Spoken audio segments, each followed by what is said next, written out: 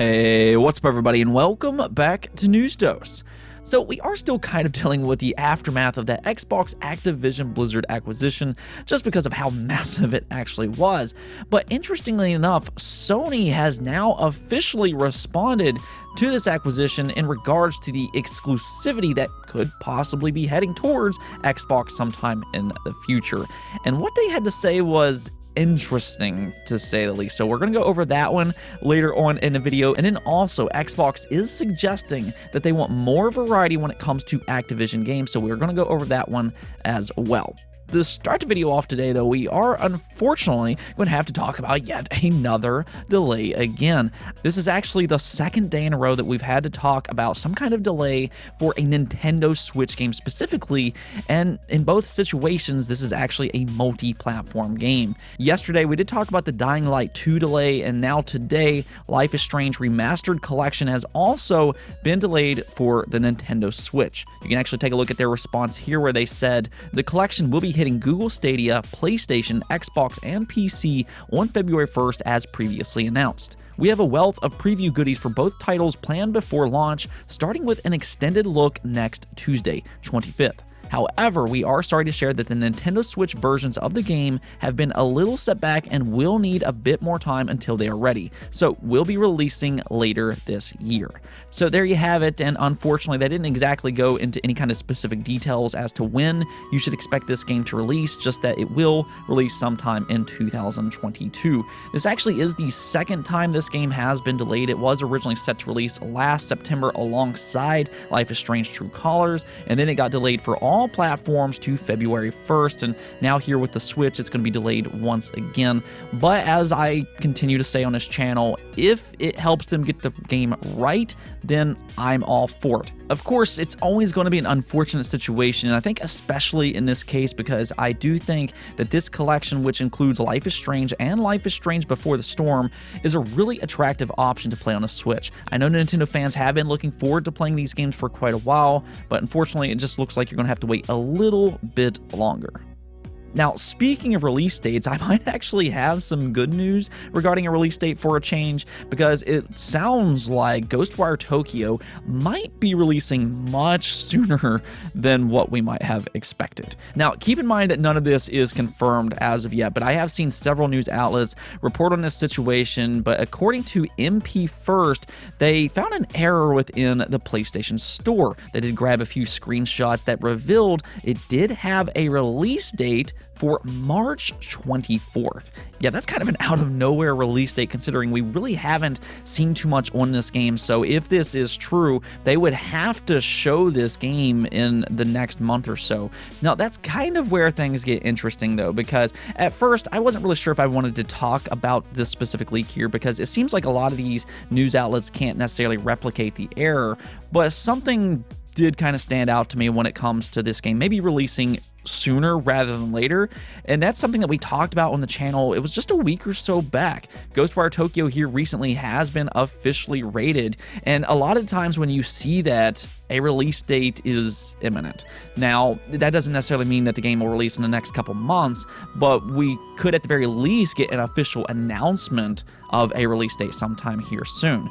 And beyond that, there's also some rumors floating around that there could possibly be a PlayStation State of Play sometime here soon, and this is a big timed exclusive for the PlayStation 5. They did sign a contract with Bethesda before that Xbox acquisition to have this as a timed PlayStation exclusive, and as we saw last year with Deathloop, they gave that game a lot of publicity. That was yet another timed exclusive Bethesda game, so I would expect them to showcase Ghostwire Tokyo sometime here soon, considering it is supposed to release sometime in 2022. Now, I don't know if it's necessarily going to release on March 24th, as this leak here shows, but at the very least, I think that we are starting to see evidence that this game might get a big reveal sometime here soon. We should start to see more gameplay on Ghostwire Tokyo, as well as a release date sometime rather soon. And I think that alone is exciting, considering this is Shinji Mikami's next game. Shinji Mikami's obviously worked on some great horror games in the past, such as Resident Evil, Dino Crisis, as well as Evil Within. So I'm really excited to see what he does here with Ghostwire Tokyo, and based off the very little that we've seen so far, this game seems like it's got some unique and interesting ideas. Okay, so let's go and talk about the Xbox Activision acquisition yet again. So the thing about this acquisition is that right now, one of the biggest questions is in regards to exclusivity. Will Xbox make Activision Blizzard games exclusive to the Xbox ecosystem? That is the question that is going to be on everybody's mind for the next year until this acquisition is completed, which we're actually going to get back to here in just a moment. But, well, Sony did respond to this very specific subject. While talking to the Wall Street Journal, a spokesperson for Sony had this to say: "We expect that Microsoft will abide by contractual agreements and continue to ensure Activision games are multi-platform." And okay, this is a very interesting and peculiar statement. In fact, I'm going to go so far as to say that I think that this statement is intentionally misleading. Now, there's a reason for them to be intentionally misleading here, and it more or less boils down to damage control. See, what's happening is that since this acquisition, Sony stock plunged about 13%, which means they lost $20 billion in a single day. Yeah, that is a massive loss, and actually it's the biggest loss for Sony since 2008. So this is crisis mode right now for Sony, and they need some kind of response for this acquisition to reassure their investors. And that's where this response comes in. Though at the same time, this is just such an incredibly misleading quote. Now, this is coming from an unnamed spokesperson. This isn't coming from Jim Ryan, a PlayStation CEO, or anything like that. But what this is basically a blanket statement. Now, it is true that if a game has contractual obligations, they will continue to be multi-platform, or at least until that contract is up. But as we all know, Sony doesn't have a contract with every single Activision Blizzard game. The wide majority of Activision Blizzard games is not under contract with Sony, which means more than likely they will be exclusive to the Xbox ecosystem. However, there is one franchise that might possibly be included here, and that is Call of Duty. Now, this is something that I pointed out a few days ago when we first talked about the Activision Blizzard acquisition, but Sony does have some kind of marketing deal when it comes to Call of Duty. I don't know how long the contract is, but there is some speculation that it could last up until about 2024 or even 2025. And if that is the case, then there's a possibility that the next couple of Call of Duty games would end up being multi-platform. Now, after that contract ends, if it hasn't already ended by the time Xbox completes this acquisition, well, that's a completely different story. Xbox then will be completely free to do whatever they want with the Call of Duty franchise.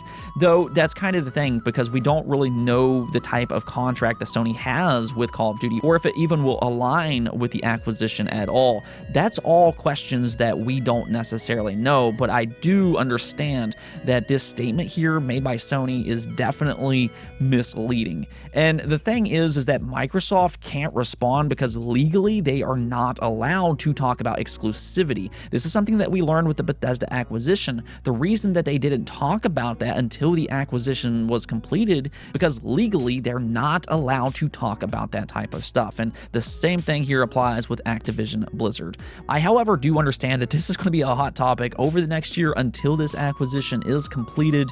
So I guess let the fun times begin. But I do kind of look at that Bethesda acquisition as to what we should probably expect with Activision Blizzard.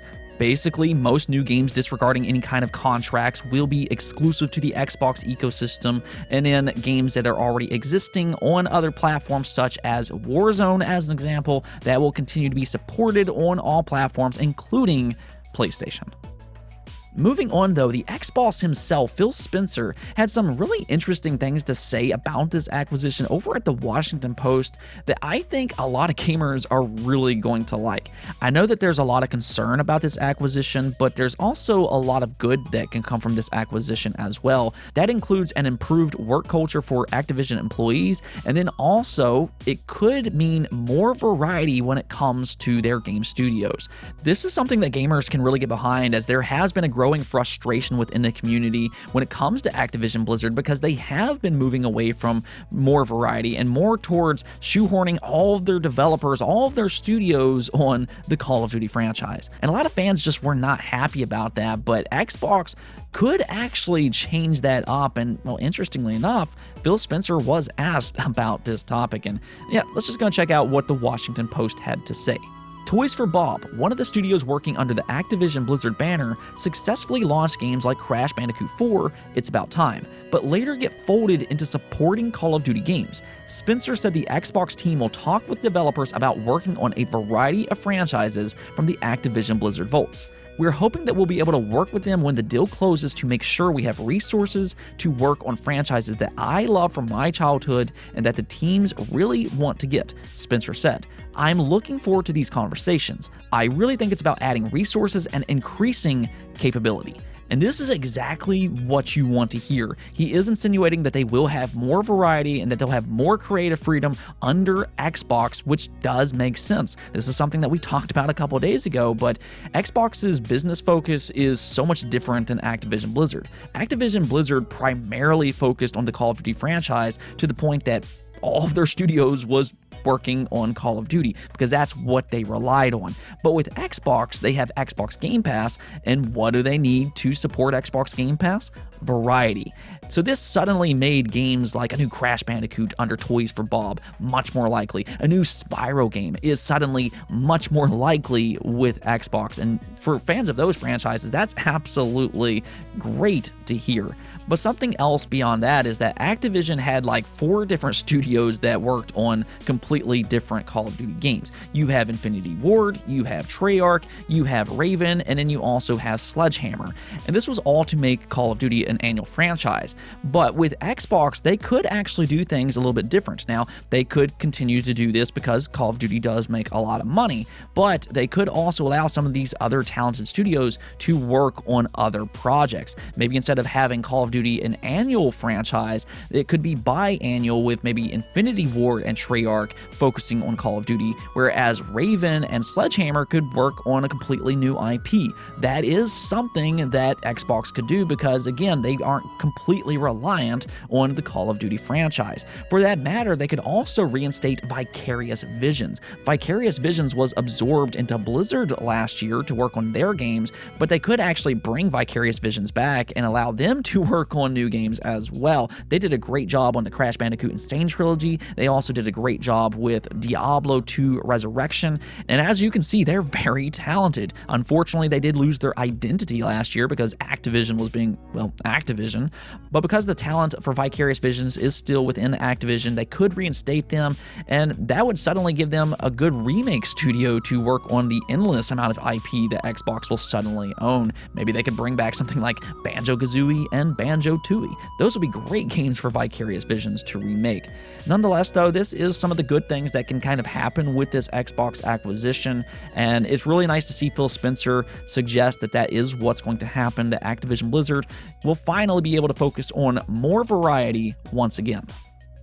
Let's go and take a look at the poll of the day, though, and I guess since we've been talking so much about Activision Blizzard, we might as well just have one more topic about this, because I asked you all, with all of the franchises that Xbox will own after acquiring Activision Blizzard, would you like to see them attempt their own mascot kart racing game? This is something that Xbox fans have been asking for years and years, and, well, this acquisition will certainly give them enough IP, and most importantly, it will also give them the studio to work on a game like this as well, which we'll talk about here in just a second, but it does sound like most of you all would more than welcome a game just like this, as 60% of you said yes, while 34% of you said no. So with no surprise at all, that dream for an Xbox kart racer is becoming more and more realistic by the day. Some of you all did mention some of the different characters that could be in this game, such as Master Chief, you have Arbiter, there's Crash Bandicoot, Spyro, Banjo, Conker, Cortana, Marcus Phoenix, the Battletoads, Doomslayer, Steve from Minecraft, you have the Dragonborn from Skyrim, Pip-Boy from Fallout, the various Killer Instinct characters, Ori, you have Blinks, that's an old school Xbox mascot right there, Voodoo Vince, and really the list just kind of goes on and on. This game just kind of writes itself, and if they were creative about this, it could be absolutely insane. What I find to be most interesting, though, is that, well, actually, Xbox does have the studio that can make a game just like this, and that would be Beenox. Beenox will come with this Activision acquisition, and, well, they did develop Crash Team Racing Nitro Fueled. So Beanox does have experience on a kart racing game, and if Xbox wanted to, they could try to get him to make an Xbox mascot kart racing game. It just has an endless amount of possibilities, but I would love to see this happen. I've personally always really liked kart racing games. Diddy Kong Racing is actually my personal favorite. I also like Mod Nation Racers a lot. That was for the PlayStation 3. But yeah, the dream for an Xbox kart racer is suddenly becoming a little bit more realistic. Also, for that matter, it's becoming a little bit more realistic for an Xbox fighting game. I know a lot of you all talked about that in the comments below as well, but that's the type of possibilities that this Activision Blizzard acquisition comes with. Anyways though, that's it for this episode, but if you liked the video, don't forget to bell notification and subscribe button for more content just like this. Also, if you'd like to support the channel through Patreon, thank you for making this content possible. Peace out.